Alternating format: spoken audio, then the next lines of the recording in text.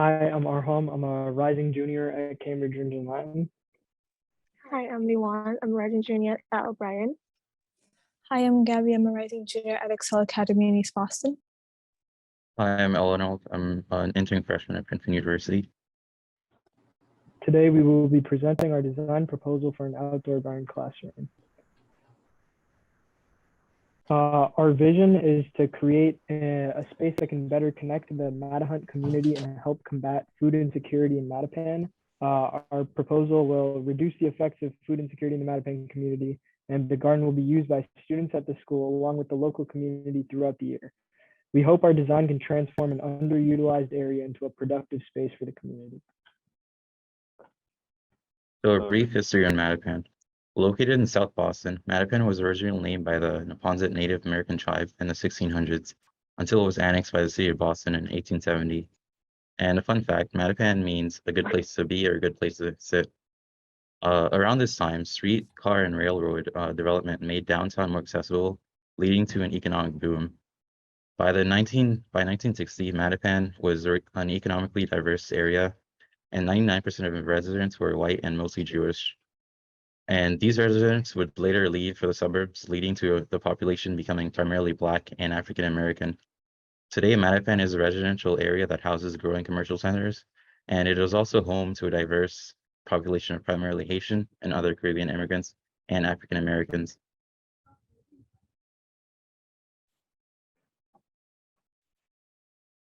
For the school history, the Mattahunt School was built in the 1960s and it had its first year in 1977.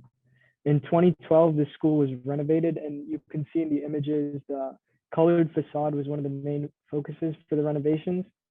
In 2016, the state was planning to take over the school due to low test scores. And in order to prevent this, the superintendent proposed a plan to close and reopen the school as an early elementary. Parents and people in the community fought against this since the closure would disrupt students' education. And unfortunately, the plan ended up going through and the new Mattahunt was opened in 2017.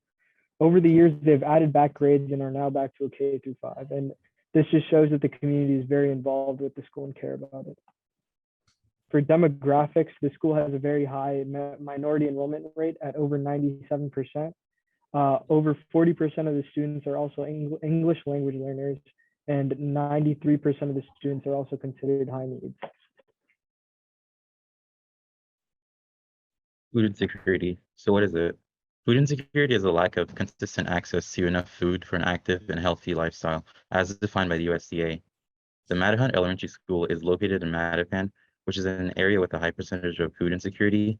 And there's also a 16.88% use of SNAP benefits among families with children. And SNAP benefits act as a debit card for eligible families, and they're able to purchase groceries from authorized retail stores.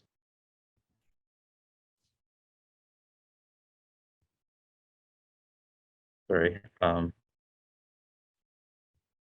This graph also shows SNAP enrollment, and Roxbury, Dorchester, and Mattapan rank among the highest neighborhoods with families enrolled in SNAP. Having such high enrollments in SNAP benefits demonstrates the overarching issue of food insecurities within these areas, Mattapan included. And the graph on the right shows food insecurities among Massachusetts adults before and during the pandemic. Latinx and Black communities having some of the highest increases of food insecurity as a result of the pandemic. Transportation was an issue at our site. As you can see, the school is over a 10-minute walk away from the nearest bus stop. Buses also come to the area very infrequently. The nearest T station is the Orange Line at Forest Hills, and the area also has very few designated bike routes.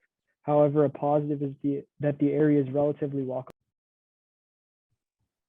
Since it takes so long for buses to come for you to take the T, another way you can also get to the school is by car. There are a few parking spaces near the school, as you can see in the top picture. The closest parking spot from the school is the one seen here at the bottom picture to the right. An alternative to having to walk from the parking spot to the school is to find street parking. The surrounding community is extremely residential, and it mainly consists of suburbs. There are many houses with backyards and green space, and the area is very quiet. Many of the houses are also mainly built of wood. For the program, as you heard in the project brief, the main parts were the 4 garden beds, the compost bin, an outdoor garden classroom, rainwater collection, and a storage shed. Some additional elements we're planning to add are art installations, a space for a market, seating, and a forest path. Our design for the Madahan School is split into 3 main sites. Site 1, which is split into 2 locations, focus on a seating area and an outdoor classroom. Site 2, housing a garden and an art display. And Site 3 has a large garden area and space for the another part of our project. Finally, we are also planning to renovate a walking path in the wooden near the school to be better connect to our site.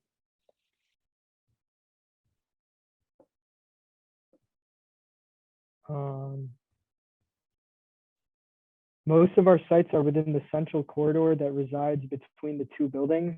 You can see the corridor right here, and that's between the elementary school and the community center.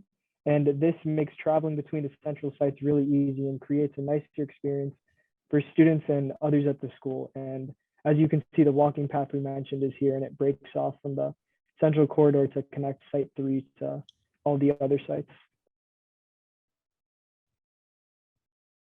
For the adjacency diagram, this shows that when people come to our site, the first thing that they see is the first section of Site 1. And here we're focusing on ornamental planting, and this is meant to draw people in. From here, the design splits off into 2 branching paths, one which goes into the other side of the other part of Site 1 and Site 2, and the other which leads to the walking path in the woods and the main garden area. At Site 1, we're planning to add the outdoor classroom in the bottom right corner picture and extend a seating area in the top right picture. As you can see where we want to add our outdoor classroom, there's a lot of natural shade given off by the trees in the area. Some of the benches are in poor condition and are run down, meaning we'd have to add in new seating for the students. The brick wall is where we want the students to be facing when the teacher is teaching outside, and so we're planning to add a semicircle seating arrangement for the outdoor classroom so that the students would be able to have more seating available for them while also being able to see the board. For the seating area, we're planning to add a variety of different size square seating shown in the top left picture. Since it's a big empty space, we wanted to add seating for parents, babysitters, or teachers who bring their kids and students frequently to the school park. These are just some precedent pictures we found on the web for how we want the look and feel of our outdoor and seating area to be.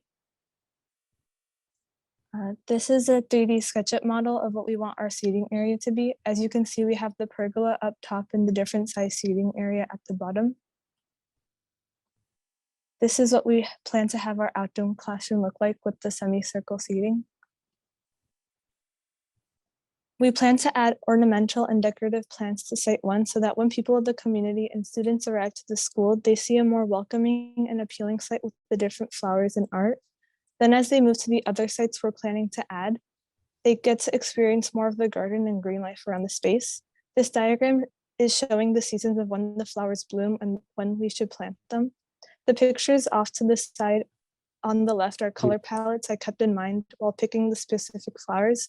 Not only was I trying to tie in the colors of the Caribbean and Latinx cultures, but also being mindful of the backgrounds of the flowers themselves. For Site 2, it's located near the far right side of the current playground at the elementary school. The top side of the roof is slanted down, making rainwater more accessible and easier to collect for plants.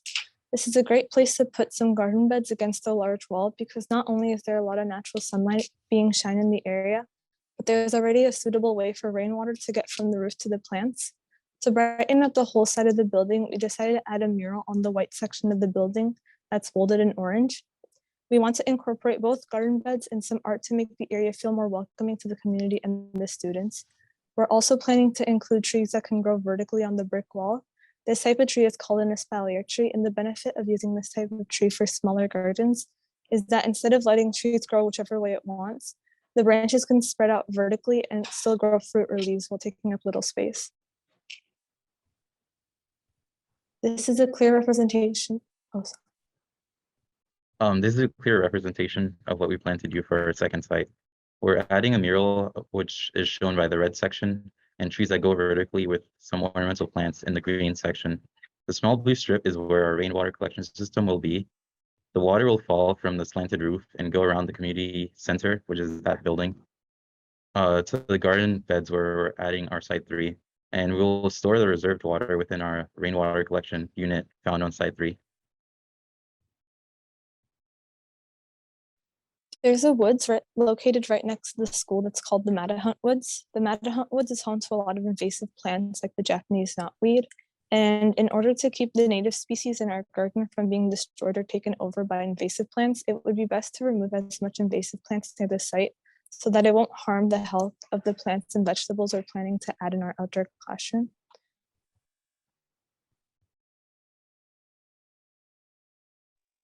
This is what our site 2 is going to look like. We have the garden beds with the espalier trees for the students to grow and a mural added. There's also the water collection gutter system seen right above the mural. So school already has a garden behind the community center, which is currently being renovated, but the garden bed are in very poor condition. So we are thinking of fixing and clean up the surrounding area.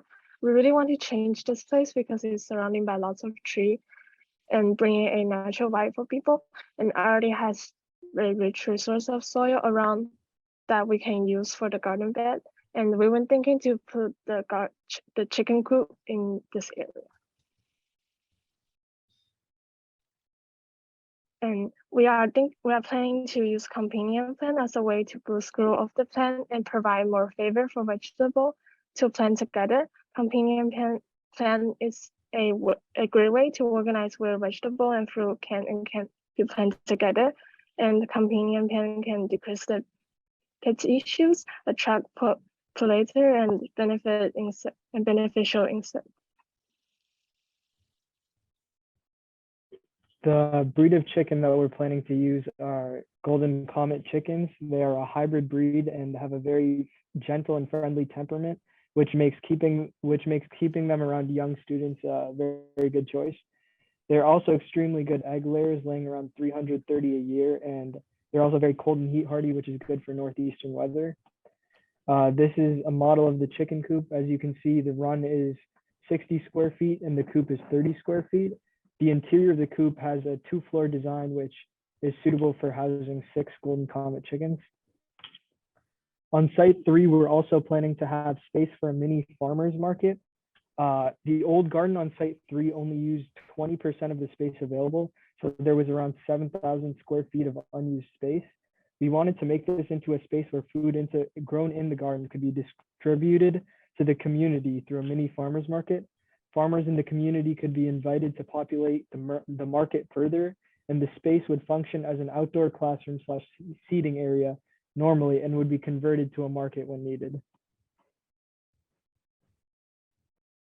So the walking path is located where near the old garden. We were thinking to clean up the path and make the public garden more accessible for people transition between the front and the back side of the school.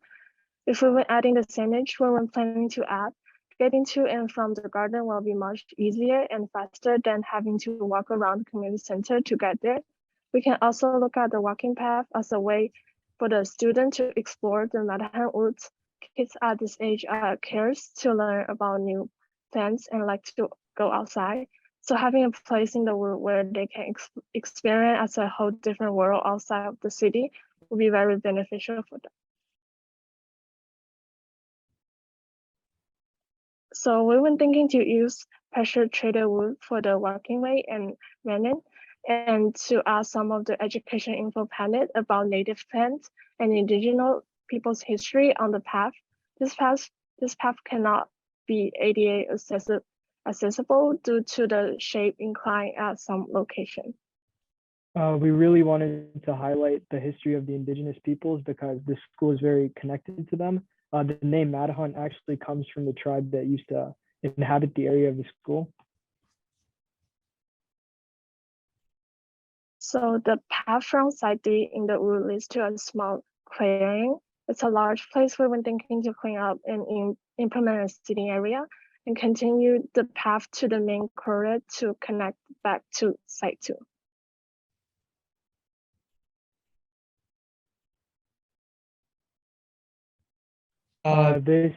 This SketchUp model just shows where the clearing would be in the middle of the woods, and we have some more models for better context.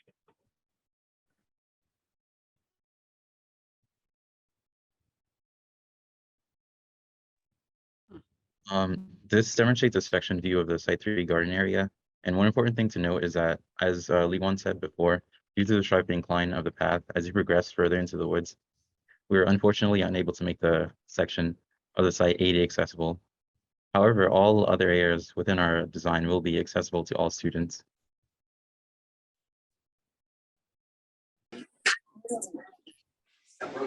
These are just more views of the garden and perspectives. Like you can see the shed and the seating area under the large sail shade, and the chicken coop and the garden beds further down into the area. This is a video of the garden walkthrough.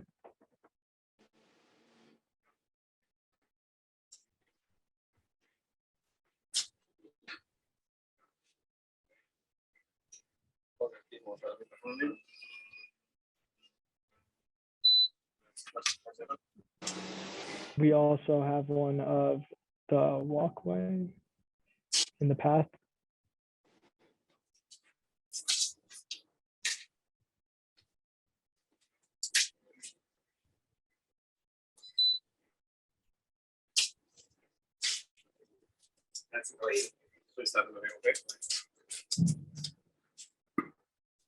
This picture is an overview of what we want the site to look like as a whole if it were built. As you can see in site 1, we see the pergola with the seating and semicircle outdoor classroom. As we move up, we see the rainwater collection system with our espalier trees. And then as we move to the back of the community center, we see our main garden and multi-purpose market and seating and learning center. And these are the materials we're thinking of using for our project. So for the turf seating area, we'll be using turf for site 1. We'll also be using cracked cement on site 3 near the garden, and we'll be using wooden planks along the walkway.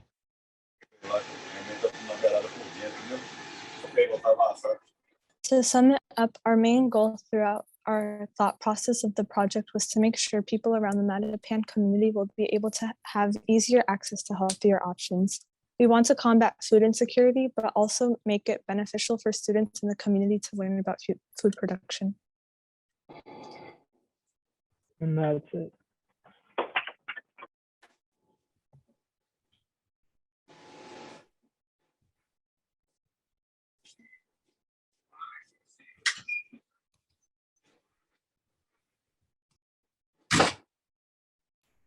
All right, great job, everyone.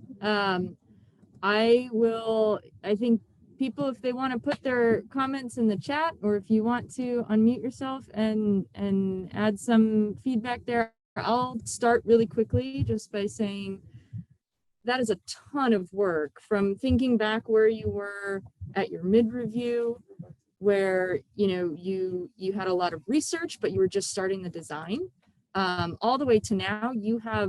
I was impressed with the section, and then you went to walkthroughs and fly-throughs, which are just absolutely incredible. So you should all, the work and the design is fantastic, but I think just the feeling of accomplishment, you have done so much work in these 6 weeks. So congratulations to all of you, and fantastic presentation. And you did it in less than 20 minutes, which is also a huge accomplishment. So there's lots of great stuff in the chat. I'll let you all read that about doing a good job there. But if anyone has any comments they want to share, go ahead and unmute yourself and share. Hey Meredith, hey guys. I don't have a question, just had a comment, but it's really awesome to see all the different ideas you guys had for the site. I thought it was really cool how you guys were looking at actually some of the existing features and trying to see how best to amplify those with the rainwater collection. I think that's super smart. And then really trying to inhabit all these nooks and crannies, which is, often like overlooked spaces. So really nice job, and great to see you guys thinking about all those things.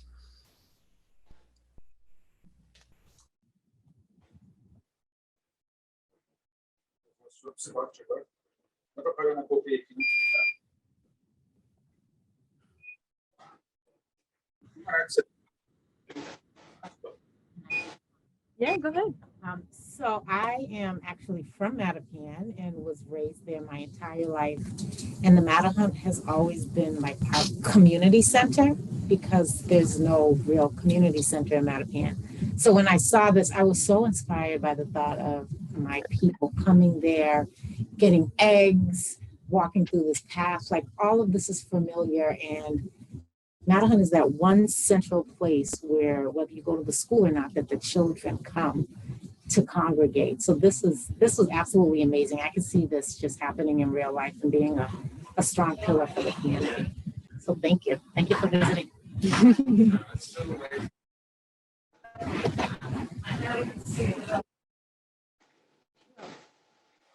Maybe myself. I think, sorry.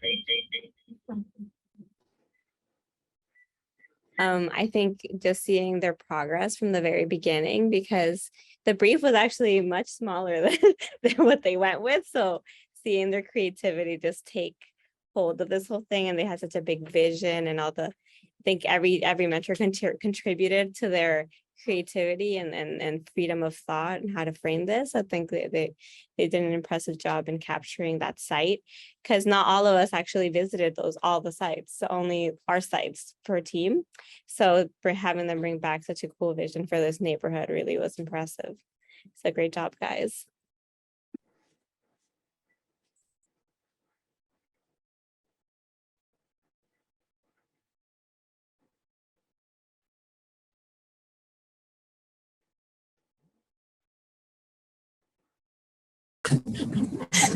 Anyone else have any comments before we move to the next team? All right. David Ellis.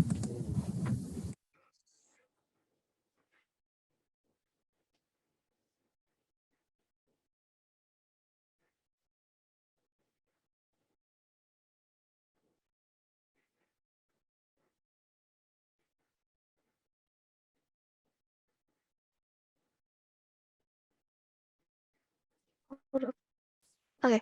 Hi everyone. We are the David A. Ellis Elementary School team. My name is Wiyung and I'm a rising junior at Boston Latin School. My name is Mubarak, and I'm a rising senior at Cambridge Ringen Latin. My name is Jaden, and I'm a rising junior at Tech Boston.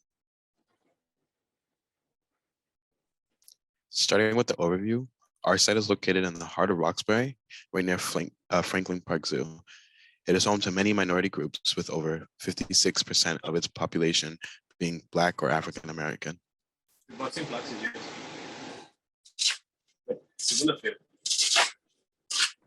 So our mission statement is as follows: Roxbury is home to a community that endures the dilemma of food insecurity. And within that community is an elementary school that additionally struggles with students who have come from and are going through adverse childhood experiences. With this site, we plan on creating an outdoor space that will safely and effectively address childhood trauma and food insecurity.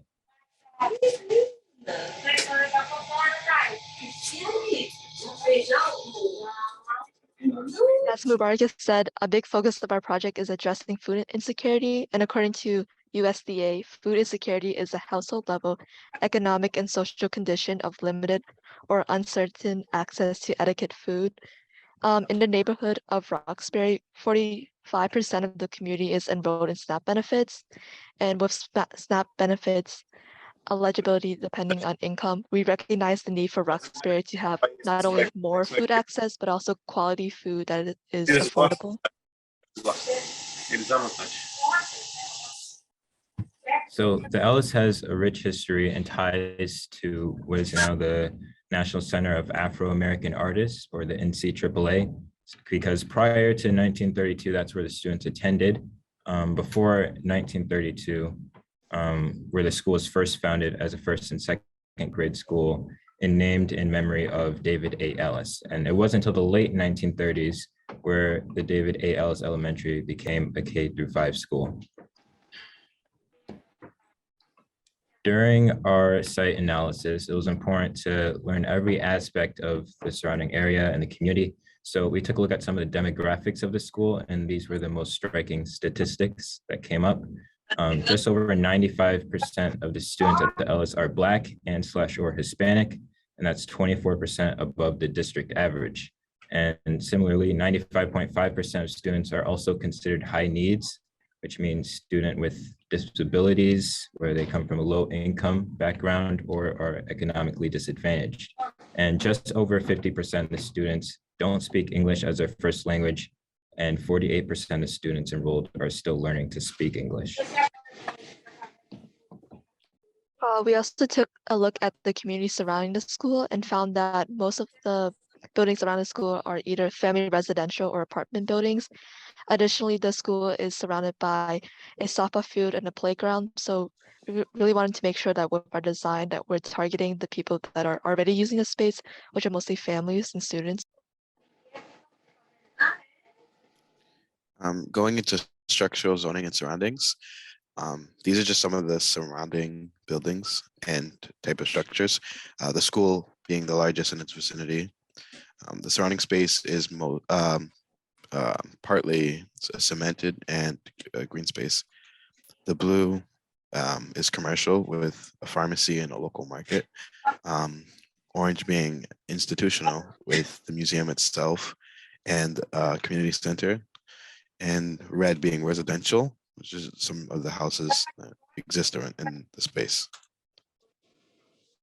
And with our outdoor classroom garden being a public space, we wanted to make sure that it was accessible with transportation. So we took a look at buses and found that there are a couple buses that are about an 8-minute walk away from the school. And taking them, you can either connect to the orange line or the red line. And here with this map, you can see the school in the middle and then the National Center of Afro-American Artists in the top right corner. And then highlighted in the purple are all the sites we're looking at to change. And as you can see, the site can be accessed through lots of different modes of transportation. We talked about buses, but there's also car, bikes, and walking. And here we have a map showing all the different entrances. You can enter the sites from multiple directions. And this map shows the present condition of all the different sites and the programs that we're implementing. And here's our adjacency map of the existing structures with the elementary school and the garden. And here is our proposal. The outdoor classroom is being the starting area, which is going to be more of an instructional area. And that will lead into a shed that will contain tools for the hands-on areas, like the rain garden, the edible garden with the compost bin, and the chicken coop. And here is our seasonality programming chart with year-round program and activities. Like in the summer, you can harvest some food. In the fall, there's prepping for winter, and also performing arts, which has a lot to do with the museum.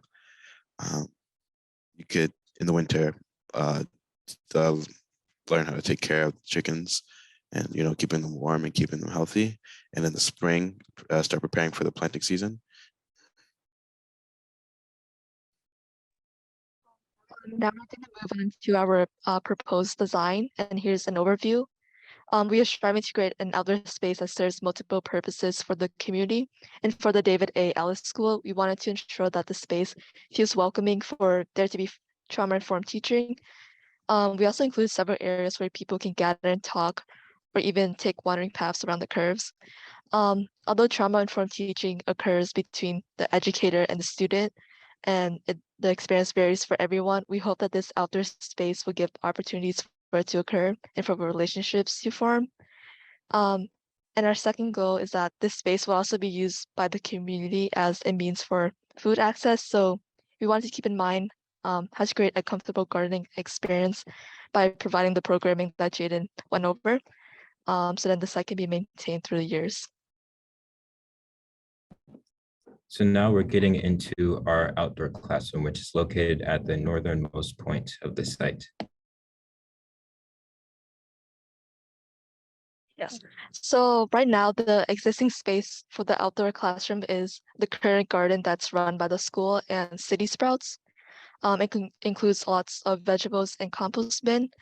Our proposal is to relocate this edible garden to another part of this site and then replace it with a classroom. We'll also be introducing a pollinator garden and also a ramp to make it ADA accessible because right now it is not. So again, what was once the David Ellis Garden is now going to be the school's outdoor classroom, the heartbeat of our project. In our mission, managing adverse childhood experiences is one of the problems at the forefront of what we're aiming to address. Adverse childhood experiences vary a lot from child to child, but the first step in confronting this is to create an atmosphere that's safe and attentive to their needs. By implementing a dome-like structure that covers a seating area, it acts as an actual and metaphorical shelter to create an environment where trauma-informed teaching can take place.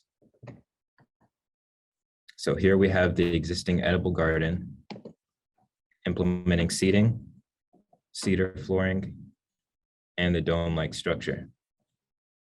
So for the materials and construction of the classroom, we paid a lot of attention to how we can address environmental elements of the site. Since it's located in an area that receives plenty of sunlight, we want a dome that was only partly transparent, so we could only use wood to block off sunlight and acrylic to let some light pass through. The hollow structural section steel beams serve as a skeleton of our classroom to ensure that it can stand against elements such as harsh wind, rain, snow.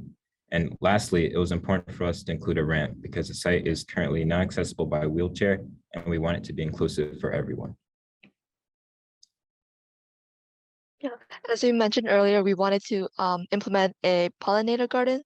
And we thought that this could be a really great educational opportunity for students to learn about the importance of pollinators and also just make them more immersed, have a more immersed experience with learning experience with food. They can learn about bees and then also negative impacts of monocultures for bees.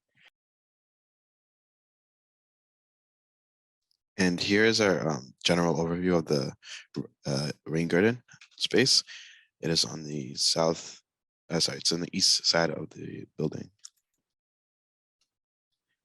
Here is the existing rain garden, and it has some really rundown greenery and just this bench and this concrete structure for seating.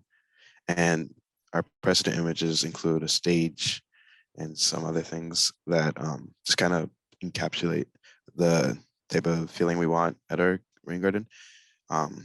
We want it to include performing arts, so we'll have a stage and some ornamental plants that also benefit the use of the rain garden.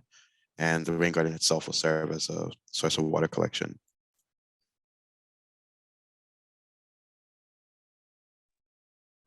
So now I'll be explaining like what a rain garden is. So first I'll talk about green infrastructure. Currently on the site, there's already the implementation of green infrastructure. So we have like tree trenches and the rain garden that we showed. So green infrastructure refers to methods of water management often used in cities with the goal of restoring the natural water cycle. So a rain garden is one way to address stormwater runoff. So during a storm, the rain garden guides the water into the ground, like into the soil, and gets soaked into the soil instead of going down pipes and exiting out of nearby water bodies like the Charles River or Boston Harbor. And the benefit of this is that the pollutants won't get into those bodies of waters and will instead be filtered through the soil. So we're proposing to renovate this rain garden that's already there to make it have more functions and more purposes. So to kind of reiterate what Wayne said in a more concise way on how rain gardens help with rainwater collection. They collect water through rainwater, runoff, storms in general, and the water is then stored in a natural dip that the rain garden forms, and that water is then absorbed by the plants, and the plants remove the water of any minerals and pollutants. This goes into the rain garden design and materials. Our design of the rain garden focuses not just on the practical benefits of having a rain garden, such as combating pollution, sewage systems, and large bodies of water. The rain garden will also be an important place for young students and community members to gather at the stage and to engage with one another in the performing arts and, to connect. The school being near the museum, that makes us want to create a stage to dedicate a place for the performing arts and to draw in attention in that connection between the museum and the school as being places that inspire creative minds. And going into materials, the rain garden itself has a concrete structure around its perimeter, and the rain garden and the stage are separated by this raised grass bed that has cedar wood around its perimeter. And the stage itself is also made out of cedar wood. And going into the soil, a little specific, but the soil itself is made out of 30% sand, 30 to 40% loamy topsoil, and 30% compost. And the compost bin is actually on site right there in between the rain garden and edible garden. Here are the flowers and berries that we're planning to use for the rain garden, and we chose them mostly because they're deep-rooted and really well suited for a rain garden. And you can also see the different bloom times and the colors that they'll be during that year. So it'll be a really interesting experience as you see each flower bloom. This slide is pretty self-explanatory. It shows each of our species that we'd like to implement into the rain garden and their average height and the largest recorded height to a 6-foot tall scale. And now we are going to head over to our edible garden, which is located in the southeast site of our school. So the existing space where our edible garden will eventually be can be so much more. And it already has a unique structure, so we want to play into that in a vibrant and lively way. Food insecurity is a massive problem. There's no surprise to anyone, but to prevent this, we need to start at the root of the problem. So teaching students and the community how to effectively and efficiently grow and maintain their food is the key to this. Yeah, and another goal for the edible garden was to make the site really kid-friendly and easy to use. So we made sure to provide a lot of seating so that during their lessons, students have a place to sit down. We also want, can you go back? Next slide. Sorry. We also want like community members that are coming here to feel comfortable. So you can see that throughout our designs, we created like a lot of curves to show that. And then on the right, you can see 3 types of planting beds. The first one is used for seeds, and then the second and third one are used for transporting the seeds when they're starting to grow to a larger bed, so that you can like, kind of mix and match, and it's very versatile and playful. And this is our edible garden season chart, which just shows the colors of the plants throughout the seasons. Some notable ones are asparagus, tomato, string beans, onions, potatoes, celery, peppers, broccoli, etc. Yeah. And this is the current location, or the planned location for the chicken coop. Currently, there's nothing there except some trees, some fencing, and a very barren area. Yeah, grass pavement. And what we hope to do with the chicken coop is teach the kids about cooking, nutrition, animal health, and how to maintain a coop. Yeah, and here's our proposed design. As you can see from our sites, we want to have some type of educational element. And so we provided seating in the front of the chicken coop. So kids can learn about like how to maintain a chicken coop, animal health.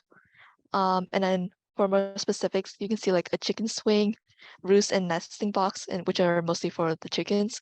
And then on the side, I have a hand washing station, so the kids can have easily wash their hands on their side. Next, for the construction and materiality, we chose cedar wood since it's safe for chickens to use, and then we have washed sand under the run. So that's really easy to clean up. So whoever's maintaining the chicken coop can do that. And we're gonna have 3 chickens on each side of the coop. And then for the nesting boxes, we're gonna line it with straw. And here is the here's the planned location for the shed, and it is on the east side of the school. The current area just has a bench, some windows, and gravel on the floor. And we hope for this area to be reutilized for storage and organization space, and to hold the gardening tools and any supplies they may need. And for our shed design, we have it in that area that from the last picture, and you can see from the wall that there's ridges which can be used to insert different containers for easy organization. And we're gonna build it out of teak wood, which is real durable, and we want the shed to last. So now we're going to get into the mural side of this. And currently there are 2 sites that we want to use for the mural. On the south wall, there is a mural already existing there, but on the northern walkway, it is barren. So starting with the southern wall, the existing mural showcases well-known buildings and systems across Roxbury. It shows the first church in Roxbury, it shows the orange line, and it creates a sense of familiarity for the students. It also shows plenty of green space, Boston skyline in the background, and the all too familiar busy roads of Boston. This is what we'd like for it to look like. So our proposal still captures that familiarity through the unique style of Equa Holmes, who is a Roxbury native and a well-known artist in the Roxbury area. And our goal is to reflect the spirit of Roxbury through community, and to reflect the spirit of the Roxbury community and the students through art. And the court would be refurbished to invoke serenity, curiosity, and fun. So on the northern walkway, there's no mural, and it leads to the outdoor classroom, and it faces the NC AAA. And it's unfortunate because even though it's facing this museum that has such a rich background and history of performing and visual arts, there's nothing there. It's very bare and it lacks any creative direction. So to combat this, we are going to implement more of Equa Holmes's art to really tie the school more to the museum, and the mural will lead students to and from the outdoor classroom. So our overall vision, first and foremost, this project means a lot to me. And when I first started, it was amazing to see my peers also have the same amount of passion for this project, because my mom is actually a teacher at this school, and she sees the potential in these students and in these kids. And it's clear that they don't have the necessary means to reach the potential that everyone knows that they can reach. Food insecurity is prevalent in this area, and childhood trauma is prevalent in this area. And these kids don't deserve that. They don't deserve to feel hungry. They don't deserve to feel scared. They deserve to feel like kids. They deserve to be happy. And through this project, we want that to be accessible for them, because every child deserves the best. And these kids at the Ellis are no exception. So thank you.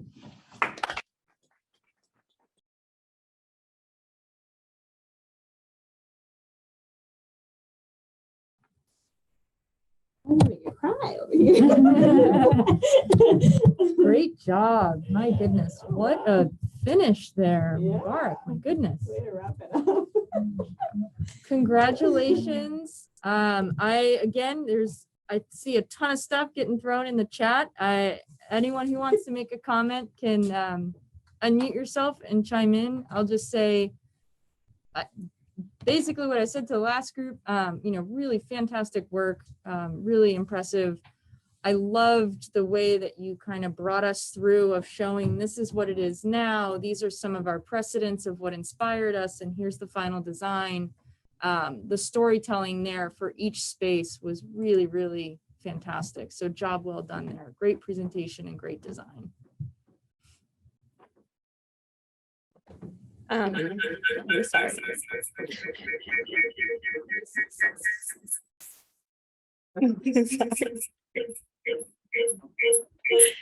Go ahead. I'm sorry. Okay.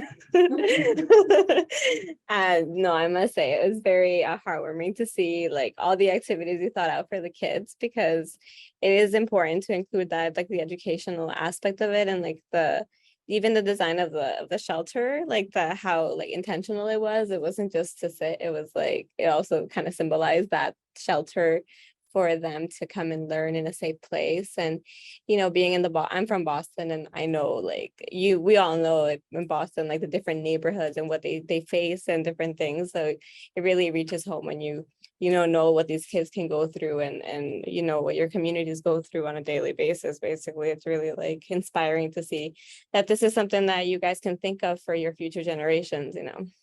So thank you so much for all that work.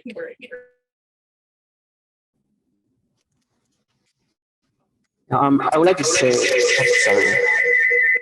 Yeah, that's fine. It's my honor to be one of the mentors for this group during the final week. Yeah, I'm really impressed by the way you show them, just as what Meredith said, the before and after. So yeah, I think you tried pretty hard to persuade the client, if there's any, why you were doing this like replacements of some current garden, of some current landscape into what's in your imagination would be better for the school and for the people. And you put a lot of bullet points there, so we don't need to read a lot of text, and we are like easy to understand what's your like the big idea. So yeah, I think you really did a great job. And congratulations.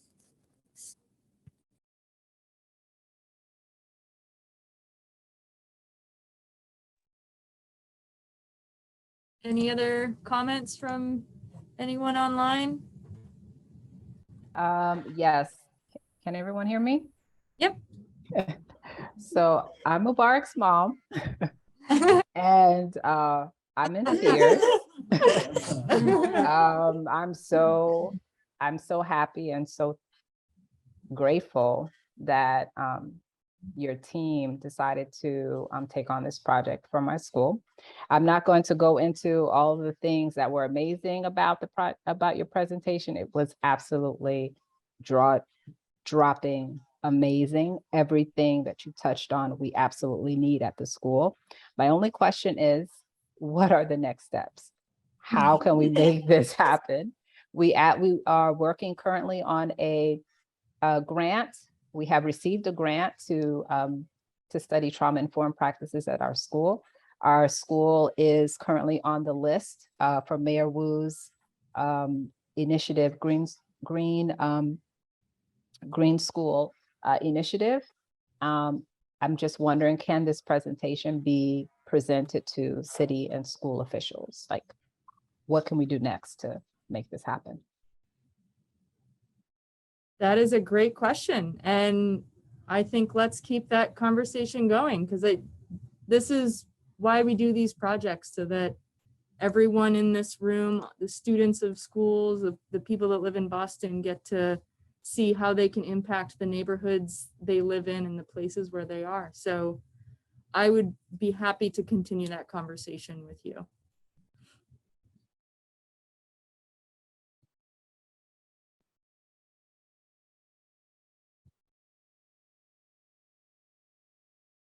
Brooke, can we get your mom's contact information from you? Okay.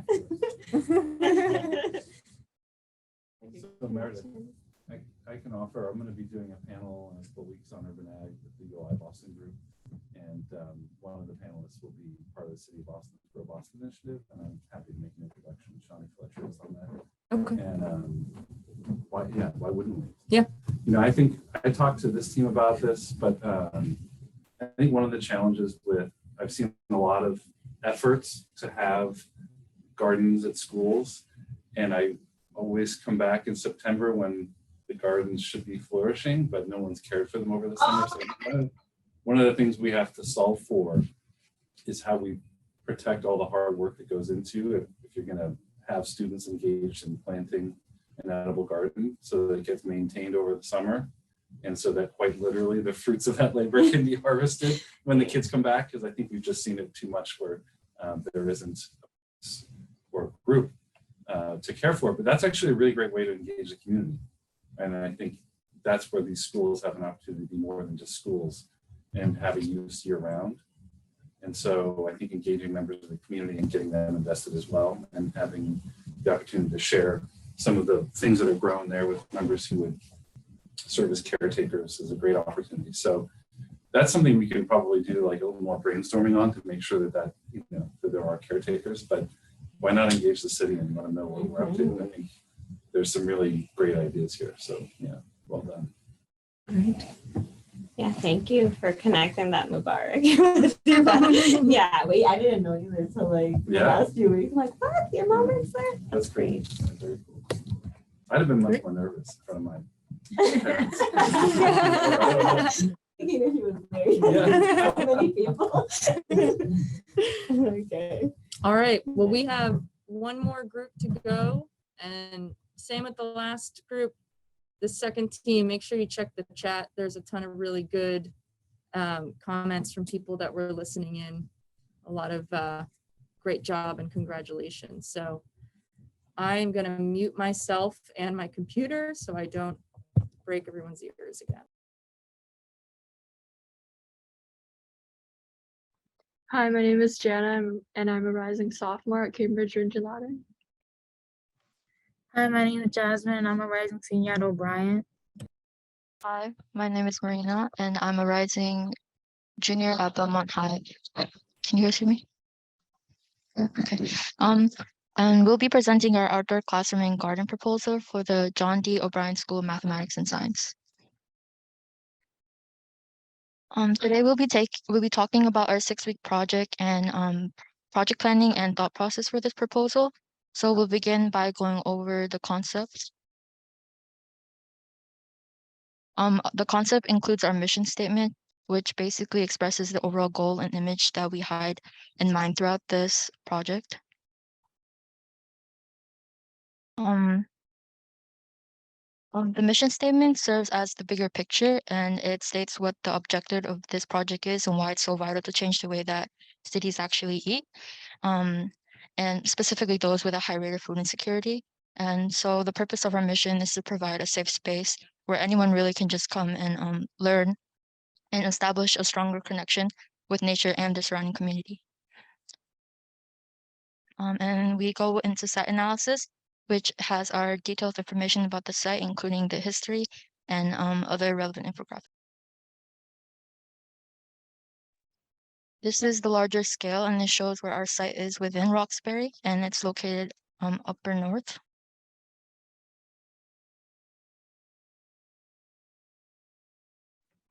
For historical context, the school is about a century old and has gone through many name changes and through many locations. First, it started as Mechanic Arts High School in 1893 as an all-boys school. And about 50 years later, it became Boston Technical and became co-ed. And it was in the building that's now Boston Line Academy. And between then and a couple years, there was the construction of the current building, and they moved in and renamed it John D. O'Brien after an educator. And recently in 2013, MDS Architects, they redesigned some of the labs inside and also the entrance of the school.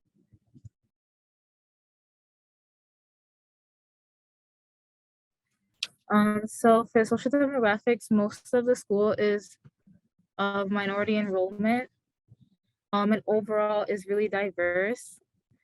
And the school is also really big, and it's also right next to Madison, and combined, they have probably like around like 3,000 students. So it means there's a lot of outreach around Boston, like beyond just Roxbury, to bring people like together in one space.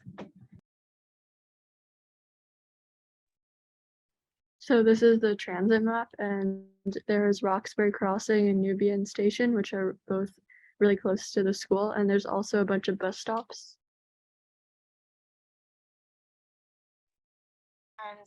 These are some of the art murals that we found on site, and they're sort of spread throughout the entire school and the facility. These murals play a really big part of the site's history, and mainly this is due to the relevance and the goal of livening up the area.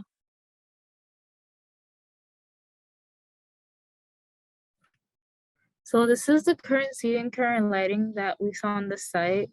And they both lack, which is something that we really want to change in order to make it into a better space. With our project, we faced a number of challenges that we had to work through and overcome. So we will describe the current issues within the programs and sites. Food insecurity is one of the major issues that our project addresses. This map shows the various levels of food insecurity within Roxbury and how they actually affect our site and its surrounding neighborhood. Our site is currently located in an area with a really high percentage of insecurity, ranging from 14 to 31%. And this is a diagram that shows the SNAP enrollment rates of Boston neighborhoods. And as shown in the last slide, this relates directly to the high insecurity in Roxbury and the dependency on these benefits. So this map shows the like 5-minute distance for walking and the 10-minute distance for walking for those nearby stores that actually accept SNAP. And then these stores, some of them lack like fresh fruit and vegetables, so which is why we want to include a garden to make that more accessible. So this is our shade map with the summer solstice and winter solstice. And this was really helpful for us in order to determine the position of different structures and programs so that we could use the sun in order to grow all the plants and edible food that we want to make. This is a map that displays the canopy coverage around our site. It determines how concentrated spots are with trees. And as shown on the map, our site is located in an area where there's a low coverage of trees, around 9%. And because of the lack of trees, there's a lack of shade to cool spaces down. And this affects the environment around the sites to have higher temperatures in the surrounding areas. And another problem that arises from this is the heat island effect.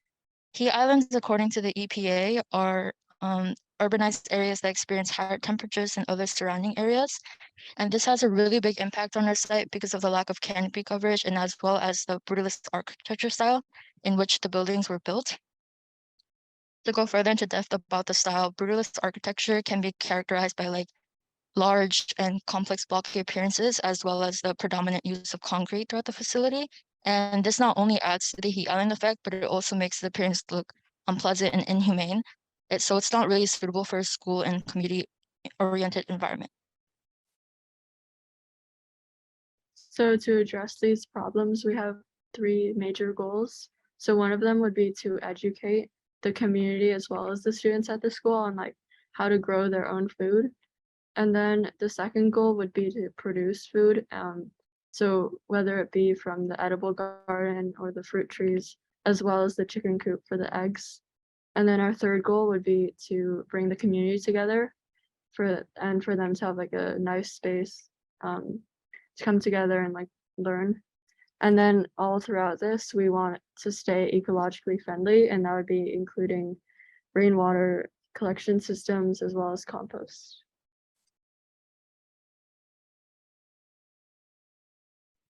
We went through a design process for our proposal, and this shows our initial thinking and planning over the course of 6 weeks. So this was our initial master plan that when we had an aerial view and an axon view that showed the different elevations of our sites. And they show us the basic layout of the sites on one map and how each of them are sort of interconnected with one another. So this is also the master plan, but now with the programs. And so through the bottom, there's a couple entryways. So through the bottom right is where you can enter through the first section. And you can also enter through the back where the top of the bridge. You can also enter through the shaded grove in the back, or through the staircase. So there's multiple points of entry.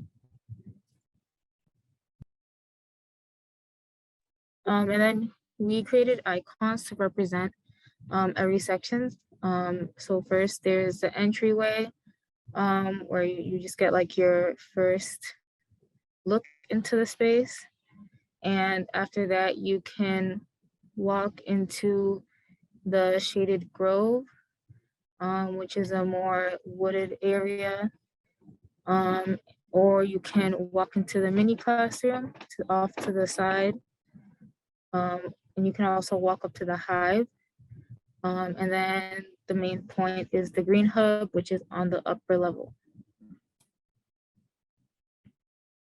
This is our adjacency diagram that kind of elaborates further on what I just said. So first is the entryway, and we plan on having more people go into the hive and the green hub and shaded grove. We plan on students accessing all of these, and we plan on having the green hub be the most crowded because this is where we actually want to have the food production.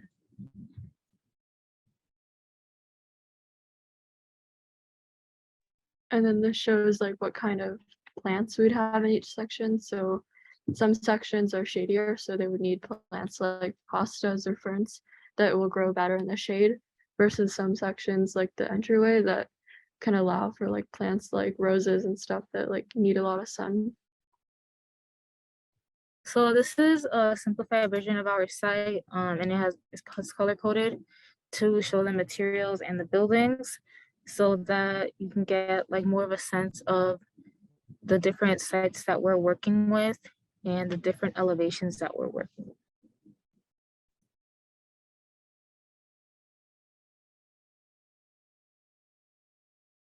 So this is a section view for the west-east section. On the bottom, you can kind of see like where the cut is, but basically the blue section area is like the shaded grove, and then the red is the entryway, and the yellow is the hive, and the green is the green hub. So you can kind of see the layers and how the hive is a little bit is up above the ground, and then the green hub is a little bit higher. And then that's the south and north section. So again, you can see the other sections, and orange is the orchard. So. This is the entryway, which is the first section into our design, and it's could be considered the entrance into the rest of the facilities. On the map here, it's highlighted in red, so it's located to the right of the school, and on the right of the slide, there are some original pictures of the site, and as you can tell, it's very barren, and there's a lot of potential that we could have. This is the current entrance. So this is like Malcolm X Boulevard. It's the street. So you need to go down that ramp to get to the garden. And then we're proposing to add a green wall to like make people want to come down the ramp and into the garden. So yeah, we'd want to put like a green one. We could add like patterns with like the plants and stuff. So this is our precedent design for this space. To the right is the one that we hand drew, and to the left are pictures of the precedent. We really wanted to make this space inviting and welcoming to the users, and we also wanted to incorporate a lot of different plants, seating, shade, and as well as a pollinator garden. And this would be the basic color scheme for this site. We chose a more neutral in tone, earth tone scheme, because we wanted it to be easy on the eyes, and we wanted to make the users feel comfortable. This is sort of the structural construction materials that we wanted to incorporate.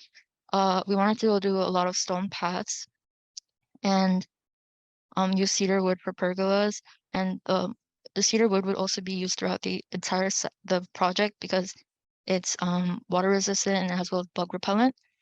And this is sort of how we would do that. This is the process. And this is also used throughout the entire project. So some things will be repetitive, we want to create new floorings and add new pavement, add shade, seating, lighting, and as well as greenery. And this is sort of the precedent that we have in SketchUp.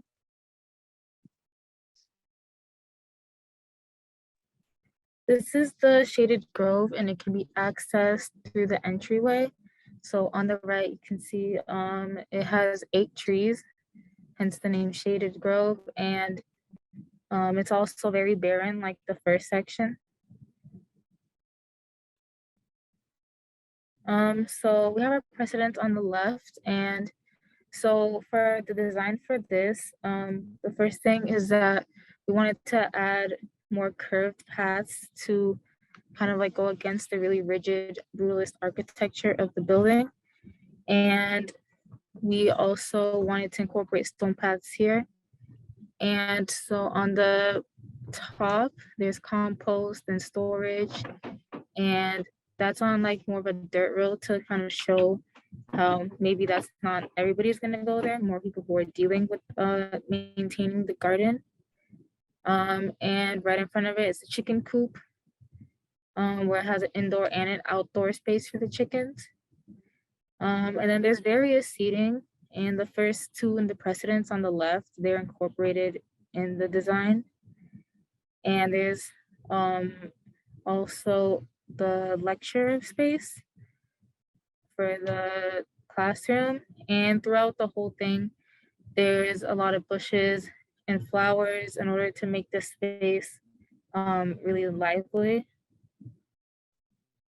And so for the color scheme, so I wanted like a colorful color scheme, and also a very green one because of how it's like a grove.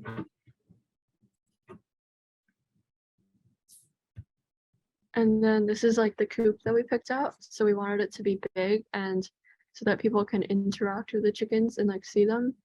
And we also picked out like 3 different chicken types that would work well because they like lay a lot of eggs and they're not too big. So this is the process, and like Marina said, it can be kind of repetitive, but basically we want to redo the flooring, the paths and the grass, and we want to replace the railings to make it a lot better looking and more welcoming. Add the chicken coop, all the benches, the flowers, add sheds, place for composting, and we want to emphasize recycling and adding trash bins and light. And this is what it would kind of look like. Okay. So this is the orchard, and you access this through the shaded grove through a gate that's the back right. And currently it's really unused space. It has a lot of murals on the walls and the ground is just asphalt.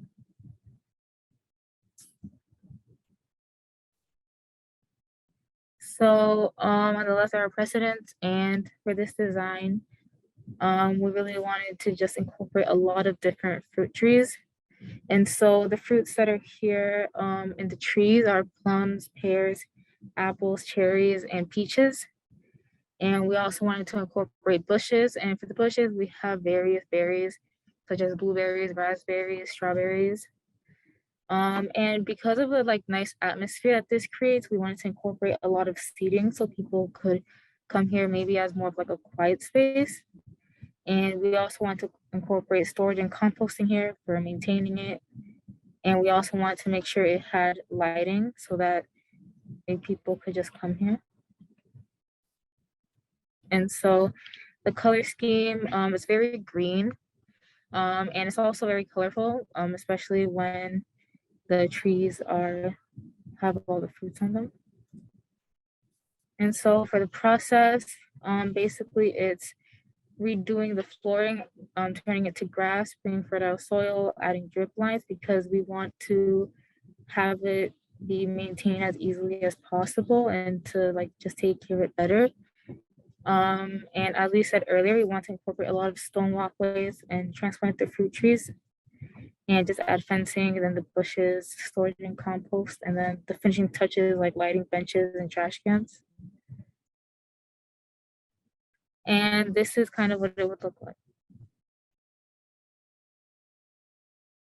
And then we have the hive. So right now it's kind of like a big concrete walkway that a lot of people would use to like commute from the field in the back to either the school or the street.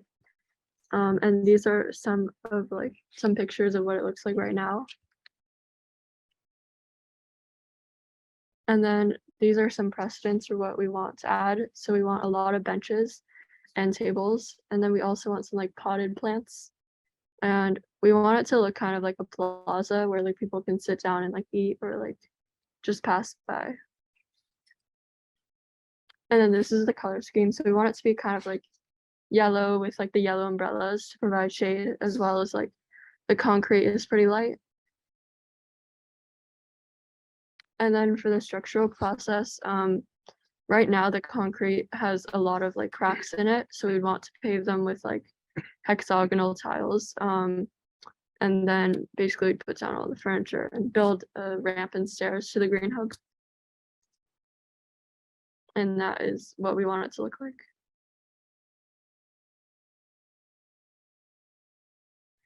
So this is the mini classroom, and it's, as it's highlighted here to the left, it's rather secluded from the rest of the sites. And both the entryway and the grove leading to the mini classroom, there's a tunnel that connects the sections together. And to the right, you'll see some original pictures of the site currently, and this is the tunnel that leads to it. So this is the proposal that we had in mind for this space. We really wanted to make this student oriented, so the community would not really be populated here. And on the left, there are some pictures that we had in mind for it as well. And this is sort of a on ground floor perspective. And this is other precedents that we also had in mind. We really wanted to incorporate a lot of more murals to keep the school's history tied down to the new proposal. And we also wanted to add a green wall on the back. Oh, so on this back wall right here. Yeah, I just wanted to quickly add that while we were designing this, we were keeping in mind that we wanted to turn the space into 2 classrooms with different purposes. So the first one would be like more of a group discussion classroom or like a circle. And then the second one would be more of a lecture type. So yeah, there's like 2 mini ones.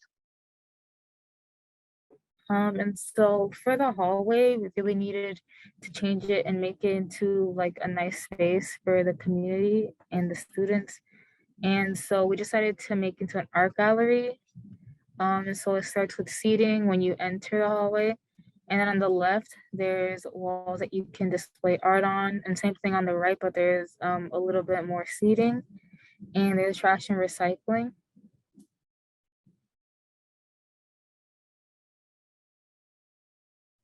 The structural process would again be the same. We'd work with the flooring, add some greenery, and put in a lot more lighting and spaces for people to sit down and leisure. And this is the proposed design for the mini classroom.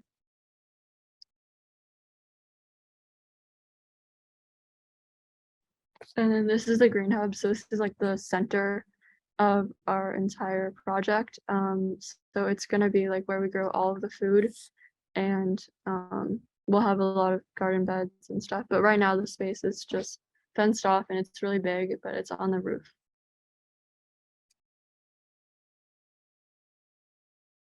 So we are gonna build like stairs and a ramp up to it, because right now it's a little bit higher than the hive. And we want to add a greenhouse as well as some like soil and a lot of garden beds, compost, rain barrel, and then some benches. And then this is like the color scheme for like, or around the color scheme. And then for the construction phase, we want to repave it because right now the ground is like, it's just like a roof. And then we add like railing, because right now there's no railing because it's not like accessible to people. And then we'll add all the components. And then this is what we want it to look like. And then for companion planting, we have 3 different plants that would work well together. And then there's a lot of plants that will grow well together with those plants. So companion planting is really just like plants that will grow well together and help each other actually grow. And then as well as like marigolds, which work with a lot of plants. So for composting, we're gonna incorporate it all around in all of the sites.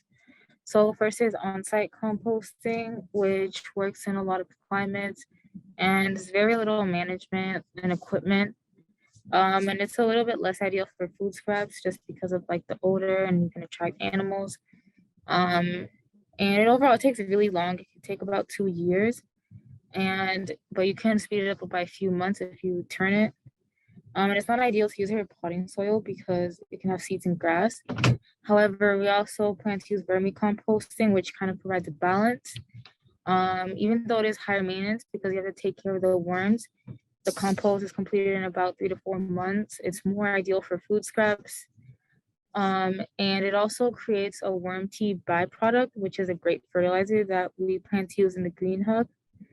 And so on site, we plan on using it in the grove, the hub, and the orchard, and just using it on that level and incorporating any sort of clippings into the compost. And because the hive is more focused on like a plaza and eating, we want to incorporate vermicomposting there so that people can throw out their food scraps there. And also it's easy to transport the worm tea fertilizer to the green hub in order to use it. And we plan on taking care of the worms by moving them to the shade as needed. So these are some diagrams. So on the left, it's more about what it would actually look like. And so on the right, it's more about how it actually works. And also what things you should compost and what things you shouldn't. And that's like kind of part of the education to like teach people like what can you compost and what can you not compost.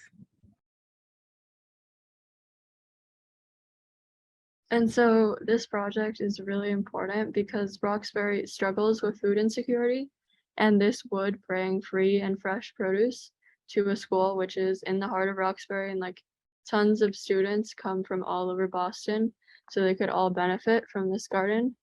It would also bring the community together by like providing a comfortable space and like shady spot to be at, especially in the summer. And then it would educate the community on how to grow their own food.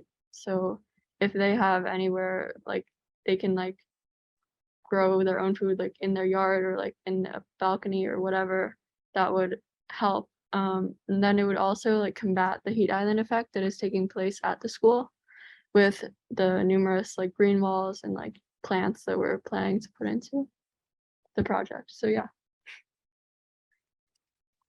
Thank you.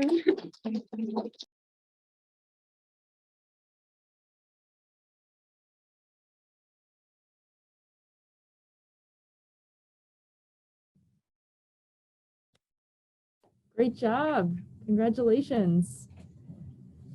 So I, again, will echo what I said with the other two. What you have made fantastic progress in just the 6 weeks. I love that.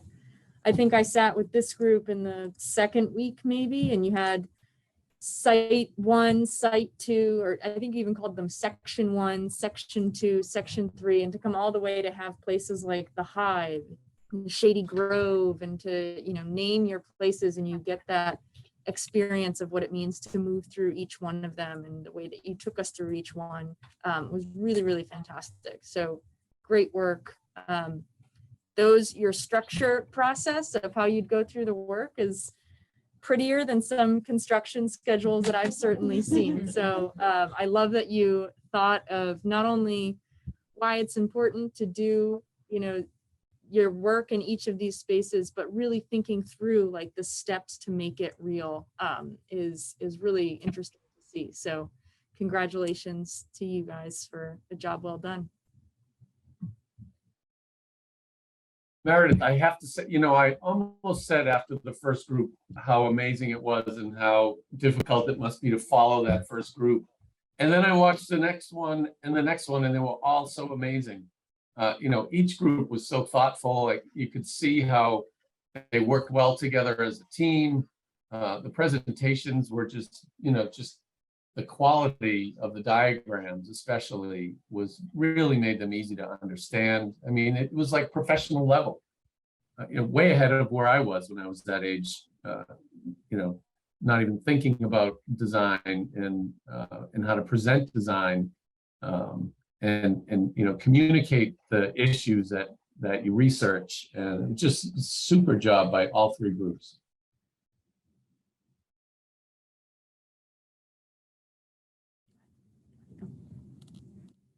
Wait. I just have to say, I actually went to BLA just down the street from this school, and I can feel just wow, this is so inspiring, because it was a very, just even going through there, I remember just feeling like I would never want to go to that space. But after seeing something like this, I'm like, I totally hang out there, because there's so much, the reutilization of space is, and there's so many areas there that I had never seen, because like I said, it wasn't the most welcoming, so I never realized would walk past it. But seeing how much available space there is, and with such a beautiful skyline, and I really appreciated also the attention to detail when it came to just your landscape architecture aspects, like drip irrigation, and how you were going to utilize, your composting to be, and just even thinking of where to put it so that it's easy to maintain. Those are all very important aspects that, you have to think about when you're maintaining things. And yeah, it's just the amount of space you guys were able to redesign in these 6 weeks is really impressive. So good job, girls.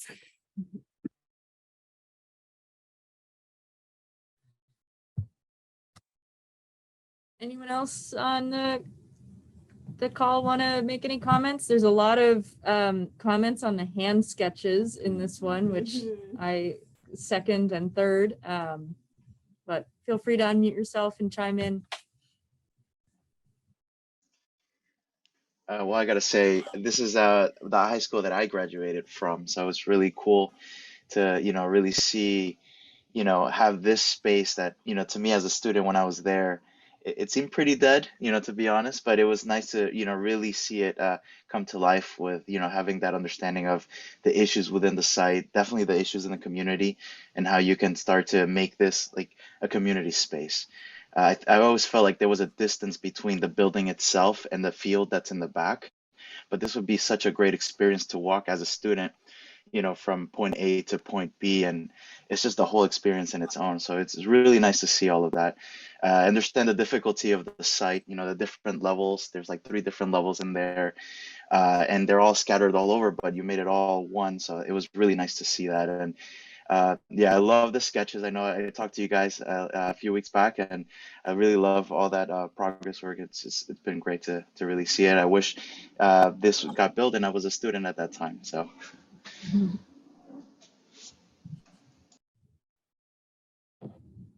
I think before we wrap up, I would certainly be remiss, you did not hear from them today, but Stephanie, Shamar, and Greggy are our 3 TAs who led the students through all of this really fantastic design. So